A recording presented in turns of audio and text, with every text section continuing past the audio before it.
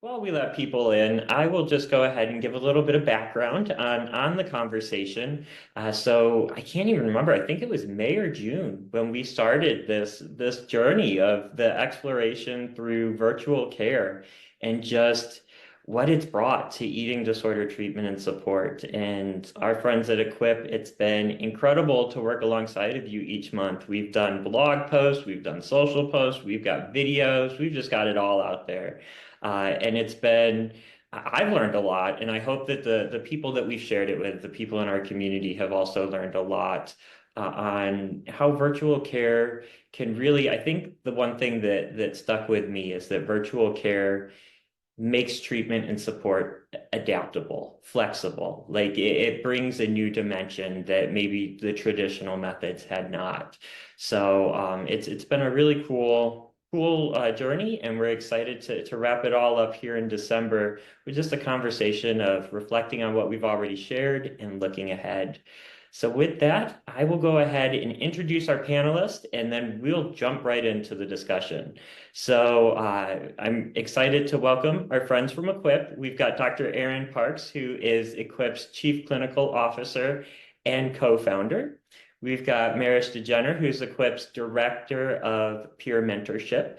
They're both out in sunny California right now. And then we've got Anna's Executive Director, Kristen Portland, and Director of Programs, Jen Carroll, and they're both stuck in stormy, cold locations right now. So it is really good to be joined by all of you tonight, and I'm looking forward to getting this conversation started. So we'll dive right in, and Dr. Parks, one of the things that I kind of hinted there at the beginning is that virtual care addresses some of those gaps that we've seen in eating disorder treatment. So I was wondering if you could maybe expand on that and share some of those gaps that virtual care has helped to fill. Fantastic. And just wanted to say a huge thank you and a lot of gratitude. We've loved our partnership with ANAD and figuring out how we can better help people all over the country. And I know you serve people much beyond our country as well. So thank you for having us. It's been a great partnership. I mean, first and foremost, I think virtual care has some practicalities. There is no looking for a parking spot. Certainly as a therapist, I always remembered when a patient would come in after they looked for 20 minutes for a parking spot, right? That is not a patient that's all that excited to be there, let alone now they're super frustrated. Someone somewhere did a research study that most people the average person is traveling up to 45 minutes in order to see a mental health specialist. That means some people are traveling a lot more. I happen to live here in San Diego County, which is one of the largest counties in the US. And when I was working in brick and mortar, it wasn't uncommon for someone to spend an hour to drive their kid to be with us and then come at the end of the day to pick their kid up from PHP, having to drive a whole nother hour to come get them. So I think there's just a practical aspect. And there's a way in which all of the other stuff around treatment is taking away from people's lives. So the time you're spending driving to treatment is time that you could be in soccer practice, right? And that then also ends up being true for the times of day in which you're able to meet. It's a lot easier for providers to have a 7 p.m. And we also have, we have sessions that go into the 8 o'clock hour because they are virtual in a way that would probably be a little bit different if we were brick and mortar and having people drive. And then there's, some of the obvious that you all have talked about over the past couple of, through the different modalities we've been talking about this, which is it's hard to find someone who doesn't have a wait list. So virtual is a great way to not have to be waiting through a wait list. It's hard to find people who deliver care in the modality that you want. So you want a DBT therapist, you want a CBT therapist, that's going to be sometimes easier to find when you're looking for it in a virtual way. And then lastly, finding someone who's in network with your payer. If the only people who are in network are a 2 or 3 hour drive, that's going to be really hard to do. It really opens up the in-network providers to make it more affordable for a lot of people. So those are some of the ways that I think virtual care is addressing some of the gaps in mental health treatment as a whole, not just in the eating disorder space.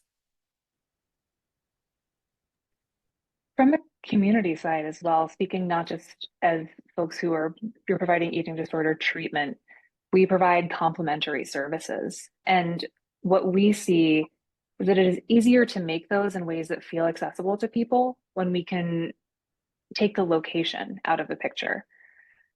We were never ever able to have identity-based groups before we brought our services to Zoom, to the virtual space.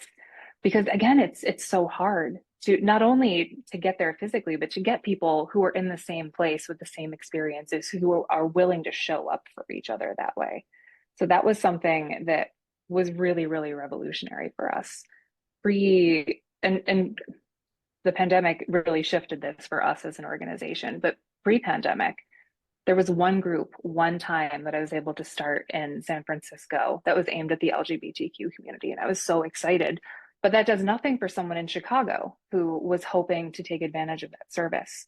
So now we are able to see and serve so many different pieces of people as they're showing up to try to find community in recovery. And that's something that I really, really value.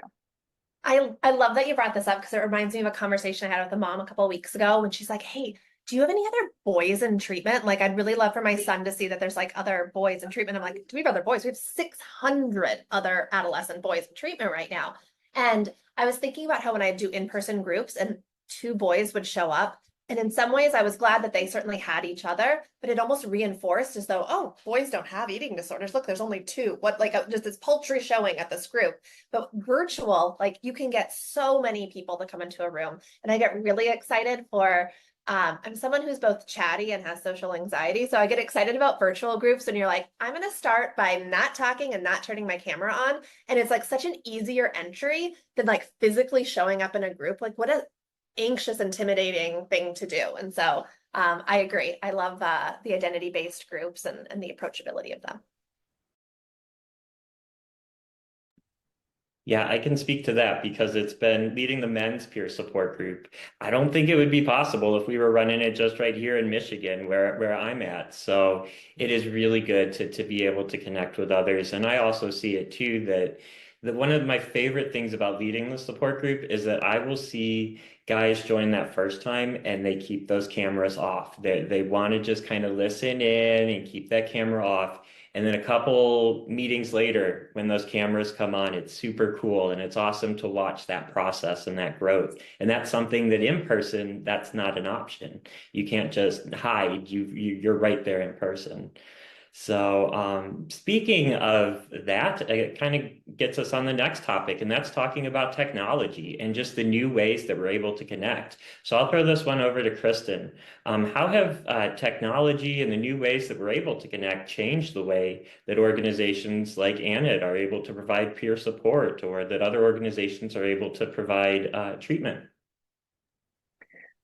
This is something we, as an organization, we've been running into a lot lately because the availability of technology and what technology has to offer in a lot of ways informs what we are able to do and what we are able to serve people with. So for us right now, just the ability to kind of condense information, and we built out our treatment directory. We have set up new ways that we can get information to people with literally the click of a button, where before our helpline used to be literally me researching things and sending information to people. So the fact that we have so many more tools available now, we're connecting people to care in so many new ways. And I think not just for the people showing up, but for us, for the volunteers, it's a completely different experience than it used to be because of the availability of technology. Before we brought things online, a big part of training our support group leaders was training them in how to market their group and how to make sure that people were showing up. And that isn't something they really wanted to be doing. The kind of people who are showing up to volunteer and share their experience and hold space, they don't want to be printing flyers and like posting them at the library and networking with the clinicians around them. So now the fact that we can hold all of that, like we do the advertising, we bring the people, we are creating space for people just to show up and do the things that they're passionate about. And I think that has ultimately let us expand a lot more because we've taken the really annoying piece out of volunteering. We have the warm fuzzy bit that's left, and it can be hard emotional work, but we can also get those folks together and support them together in a way that we never did before, when it just would have been so difficult. What did we even do? Like get on a conference call? I really don't even remember. I feel the same way sometimes. I'm like, how did we get? I'm like, I know we technically got a lot of stuff done, but it's hard to even remember what those conference calls were like. Yeah. I also like always, my heart always broke for the volunteers. I would see trying to organize a group, and when only one or two people showed up, it's communicating something false. It's communicating, oh, either people didn't want your help or people don't need your help. And neither of those are true. People do want their help and they do need their help. It's just getting the message out is hard. Finding the time to drive and find parking, as like, banal as it sounds, is hard. And there were real barriers to going to the groups. And it just makes me excited that volunteers are able to come on screen and see all the people that do want and need their help. Yep. All right. So moving along, when you think of technology, sometimes it can be scary and new things are daunting and challenging. So, Maris, I'm going to throw this one over to you. Are there any concerns that you've had from patients or loved ones who tend to, they're a little bit hesitant, they're a little bit worried about virtual treatment? And how do you kind of address those concerns? Such a good question. I think the most obvious one is will it work? And that makes total sense to me because if you're going to start something as hard as eating disorder recovery, you want to know that what you're putting your time and your energy and your resources into is going to get you closer to your goals. And luckily, there's a growing body of literature and research going into this. We know that virtual treatment can be just as effective. It can work just as well as in-person care. And I think there are some families that feel really comforted just to know that that research has been done and will continue to be done. I feel like my family would have been one of those families, like, show me the proof, and that will make me feel more comfortable. But I really do think that this is a more of an individual conversation. Like you said, Jason, like there's going to be different concerns that different people have coming into treatment.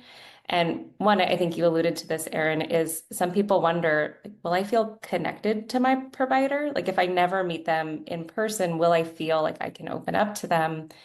And I always like to, if someone has that concern, kind of sit down and paint a picture for them of it's already kind of uncomfortable going to a therapy or to a mentorship appointment. Like I'm meeting this stranger and I'm going to tell them all these personal things about this hard experience I'm going through.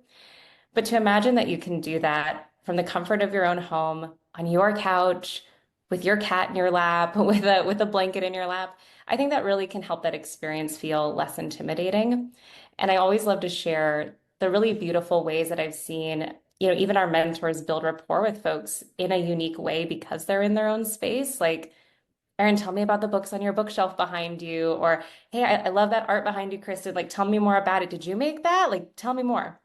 So I really do think we get this unique insight into someone's life, and you would be surprised by the relationships that you can build with someone through a virtual setting.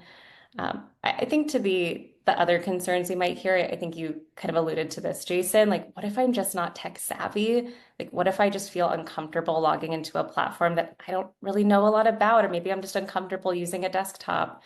I think that's something that we can always be thinking about more ways to support people in, but that's absolutely something we can pour into. Let's schedule some time to sit down and work through it. And like, yeah, let's get on a phone call and walk you through how to set up your account or how to use Zoom or how to get your settings to a place where you feel comfortable. And I think that's ultimately where I'd go with this question, Jason, is there's as many questions out there around virtual care as there are people. And I think it's important that we really slow down to ask, what are you specifically worried about, or what questions do you have? So we can meet you there and we can start to find some solutions. I also think of it often kind of like when ebooks first came on the scene, that like there were some people, including my husband, whose books these all are, who are like, no, like I can't have books go away. I love books. And I think what we've seen now, 20 years post the first ebook, is there are tons of ebooks. There's some really cool apps that you can rent ebooks from. And books haven't gone away. Libraries are still there. Amazon's certainly still there. They do still send books. And still lots of really cool mom and pop bookstores. And so, I mean, obviously I'd like there to be a few more small bookstores, but nonetheless, it's not an either or. And I think during the admissions process, sometimes when people are chatting with Equip and things come up around either technology or actually there was a parent I was talking to at like at a holiday party, and they were like, hey, I'm looking for help for my son, and they were kind of describing what was going on. Well, their son was doing a fully like virtual school. They were in some sort of magnet school that had very little in-person time. And I'm like, I think that then that schooling situation allows you to have time for an in-person IOP and that your son could really benefit from it. And so I think that really just not taking a one size fits all, and that there's really valid reasons to choose virtual and really valid reasons to want to do in-person treatment. So just like ebooks and regular books, we will always have both. So. Mara, some of my favorite stories from your teammates, though, is I'm also remembering some of our really young kids who like would play video games with their peer mentor while they were warming up. And some of the music exploration that's happened. I don't know if you want to talk about some of the really cool peer mentor sessions. Oh my gosh. I mean, being like having a computer between you does mean it's way easier to be like, just want to play a few rounds of tic-tac-toe while we get to know each other. Like, let's pull up the whiteboard. But there's also been, unsurprisingly, so many little kids will open up so much more if you're like, do you want to meet my dog? Like, can I show you my pet for 5 minutes? And then suddenly the chatting and the warming up opens. And obviously that's so much easier when you don't have to physically bring a dog to an office. We do have one peer mentor who has a farm, and I will tell you, ducks and alpacas and horses will really, really warm someone up quickly and could not be in a physical office. So, Our teen and adolescent group, those leaders sometimes have to really push to get conversation going, and one of their favorite tactics is to get a show and tell going and have people yeah. bring something to show from their homes and talk about it. And why does this comfort you? What does this bring up for you? And it's a really great way to get conversation going. And ANID is a totally virtual organization. So Jen and Jason can attest to some of the show and tell scavenger hunt activities I have us do sometimes. But the fact that we're home and able to do that, we've learned so much about each other. It's really cool. It's really special. Yeah, I've learned that all of us at Andit own some really weird stuff, but it's been a lot of fun to be able to do those different things. And you've all touched upon it, but pets, those are like game changers right there. To be able to meet everyone's pets, I've loved that. So Jen, we'll go ahead and move along here a little bit. We've discussed a lot of different benefits over the course of this series, whether it's being able to fit recovery into your life or increasing accessibility. And I wonder for you, looking at virtual care, what's like the one benefit that resonates the most? Such a good question. And, I think about all of the conversations that I've had with people over the years who said, if only I had had access to a virtual support group when I was going through my recovery, that would have been so valuable to me. And we also hear on the flip side from folks who are having trouble finding treatment that they connect to in their communities or support. And so while I think that, an individual being engaged and fitting recovery into their own day is valuable, I also think that when it comes to that moment when somebody decides that that's what they want to do, they want to pursue their recovery, they have to be met with spaces that feel safe and that welcome them in, and with treatment that's affirming. And so for me, it's got to be accessibility. We know that people aren't going to heal in isolation, and having those spaces, that they can log into from their couch with their cat is going to help them take that next step forward. I can't tell you how many people I've had in my groups who start camera off, and then we do a check-in. So everyone has to at least type in the chat, even if they're not able to turn on their video or turn on the mic. But they say, hey, I've never really told anyone about what's going on with me. I've never been in treatment. I don't know if I count. And over the course of the conversation, they feel welcomed. They no longer feel like they're not enough, they're not sick enough, or they don't fit the criteria. They know that it's okay to speak about it, to ask for help, to offer advice. The number of people who give help to others while seeking help themselves, I will never stop being grateful for seeing that in our groups. But yeah. All right. Yeah, I'm right there with you. And leading the group and seeing that happen is one of my favorite things, that it's we're so lucky to be able to see that. So, kind of shifting gears here now that we've reflected a little bit on virtual care. Now let's look ahead. What's coming next? And I think one of the first questions that we have to ask ourselves is, what is there still left to learn? In what ways can virtual care grow and evolve in these coming years? So I'll go ahead and toss it out for the panel if anybody wants to go ahead and share. I am fascinated by this because we have all these ideas in our head about why people don't seek in-person therapy. We know that there's many more people who need therapy than go and seek it, right? And so we'd had these ideas around insurance coverage or scheduling hassles or parking or driving or knowing about things. And I did think that in like 2021, we all got, we'd had a year of pandemic under our belts. We were used to Zoom, that when ANAD says, hey, we're doing a virtual support group for men, I'm like, there's going to be 20,000 men on that call, right? Because we know that there are like hundreds of thousands of men in the US right now who have eating disorders that are not seeking care. And that's not what happened for any of us. Not a single organization for substance use, for depression, for eating disorders opened up their virtual support doors and were flooded with tens of thousands of people trying to get into a Zoom room. And so I'm really eager to do some research. I'm hoping it's short research. I'm not talking like long randomized control trial we'll know in 20 years. What is it that's working? Is it the emails? Is it the Instagram ads? What is it that's getting people to come to, I mean, especially like the free support groups? Why aren't these flooded with tens of thousands of people? None of us have unlocked that in the mental health space. So what do we need to do to make it more desirable, safer, move people from the pre-contemplative to dipping their toe in? And I don't think any of us in any of the mental health spaces have figured that out. So that's something that I really still want to learn. I think we've knocked down some walls with virtual, but there's still something getting in the way of all the people who need help getting help. So that's what I think about. I think yeah, that's a really good point. And I think related, on our side, we always look at the balance of making it really easy to get into group and getting the information we need to just absolutely run the basics of our programming. Because I mean, we all know we want to be able to understand and learn and make informed decisions about where to put our resources and where to grow. And to do that, essentially we put obstacles in front of people, right? We make them answer questions, we make them fill out forms, we make them register for things.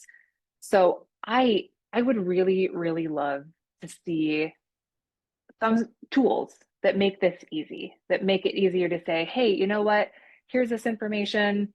I'm going to be able to get in really, really simply.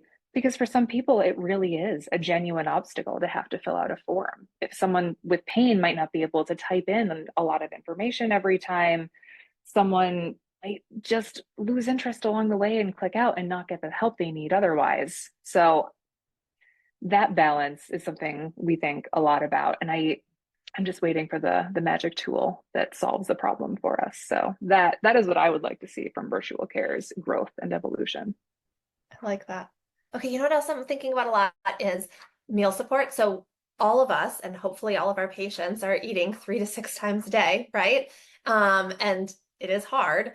And yet I've also found that everywhere meal support is a little bit of an underutilized resource. So like, how do we make virtual meal support really useful for people? That's the other thing I like, how do we make it helpful? Because it felt like it was going to be a no-brainer, like, fantastic, you can take us to work with you and we'll eat a meal with you.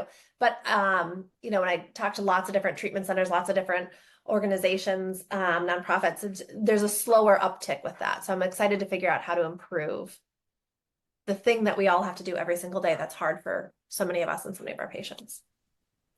I think about this one a lot too, Erin, because it feels like such a natural place for mentorship to come into play, of just having a buddy with you or having someone that you can just have, like you said, almost in your pocket if you're at an intimidating, lunch at school or something like that for the first time. So I would love to think of creative ways to make that better utilized, as you were saying.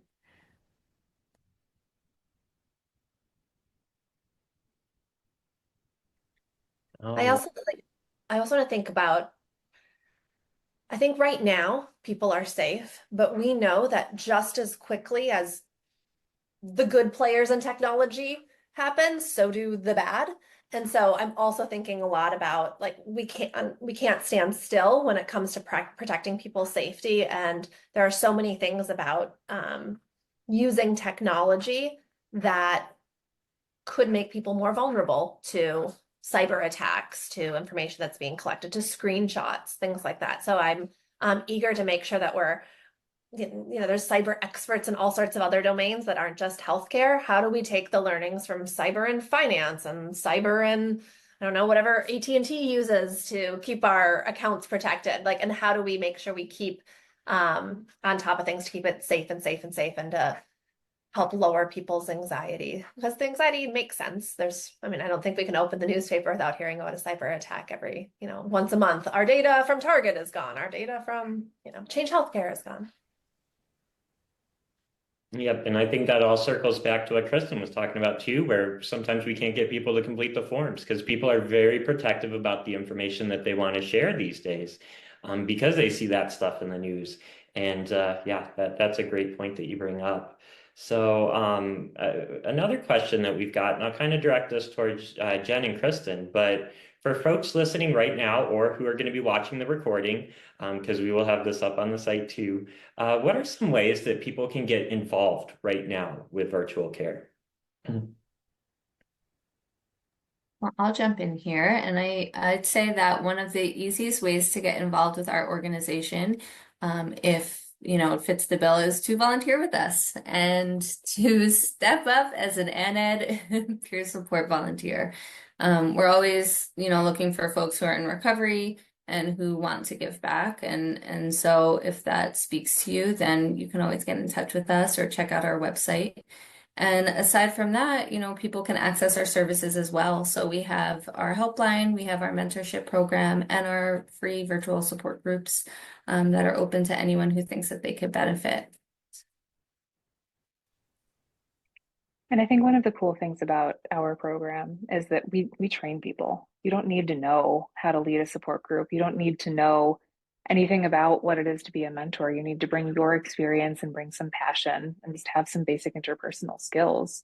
And we will teach you about the motivational interviewing and incisive questioning and how to lead a group. And even if speaking of technology, if you don't know how to run Zoom, that's part of our training. Like, we will teach you. So it's really, I love getting to meet our volunteers. They're some of the coolest people I know, and I sometimes get distracted just chatting with them when I maybe should be doing other things. But I just think it speaks to the passion of people who work in this space.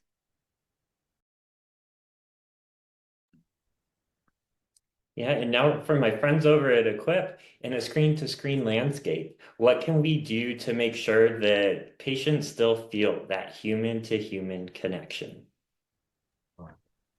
I love this question. I think, Mara's touched on this a little bit, that human to human can and does happen even with screens, or maybe because of screens, frankly. We're able to bring people together that have so much in common but would have never met because they don't happen to live in the same city, for instance, whether that be matching mentors or dietitians or therapists. And I think about some of our mentors who've literally sung on calls with people, right? There's a lot of ways to connect, and you can do it virtually. But my other kind of answer that I go back to is I really do want people spending time in person with people. I know that I feel like my mental health has struggled at times from how much time I just spend talking to people on the screen. I don't have as much in-person time as when I worked at the hospital. And I'm also a little bit of a homebody, so I feel like I almost needed a job to get me to leave the house. One of the things, though, that I really love about virtual is go be in person with your soccer team. Go be in person with your Boy Scout troop.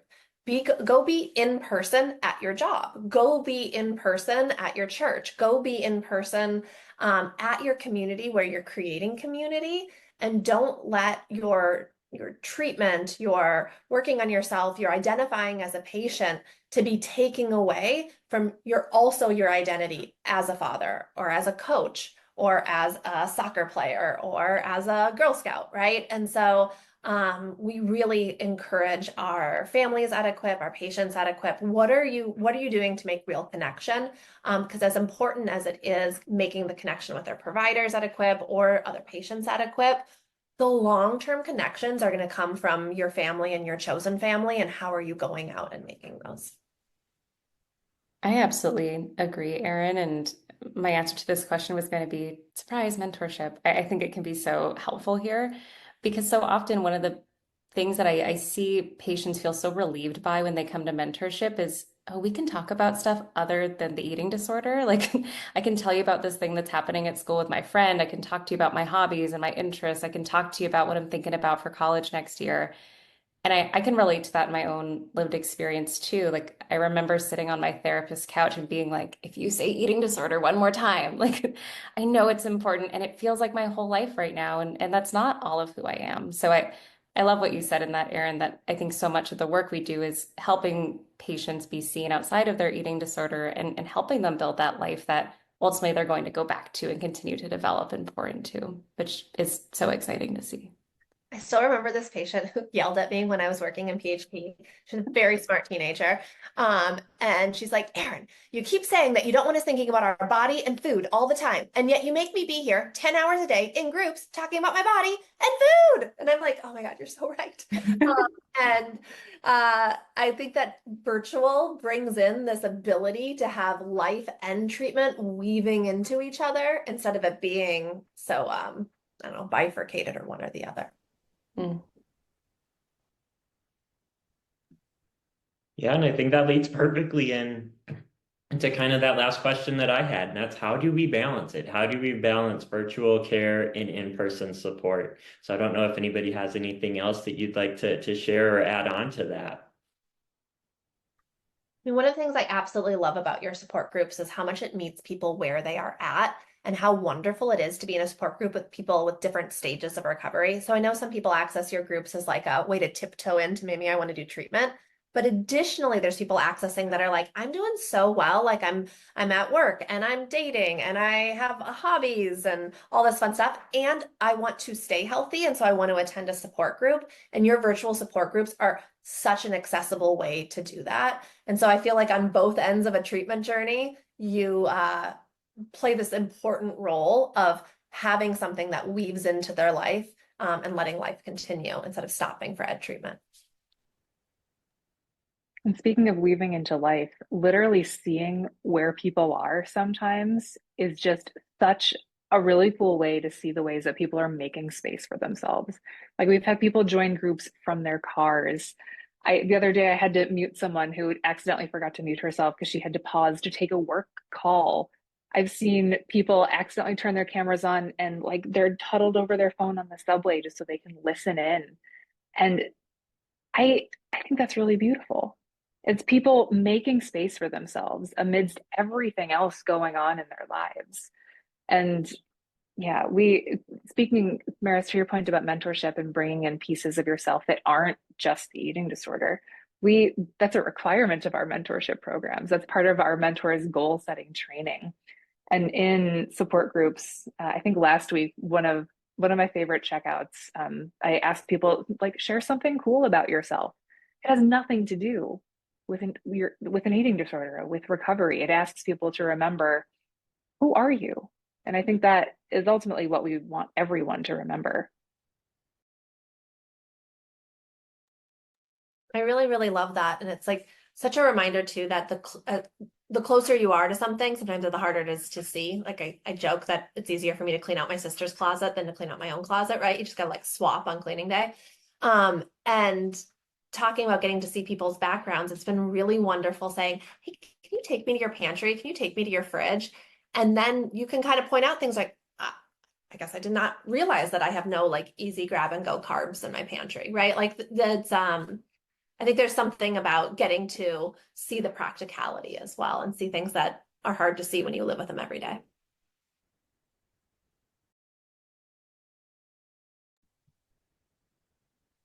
All right. Well, this has been an incredible conversation. And see, now we've got a pet on the screen. It was perfect timing there, Erin. We've been talking about pets this whole time and we had a pup show up. But Right. Thinking about making connections virtually. He's new, and I was a never petter because um chores, but I tell you, I've got about 500 equipsters that are like, you need to get a dog. Dogs are amazing. And then they did it. And so then we finally got a little doggy. Super cute.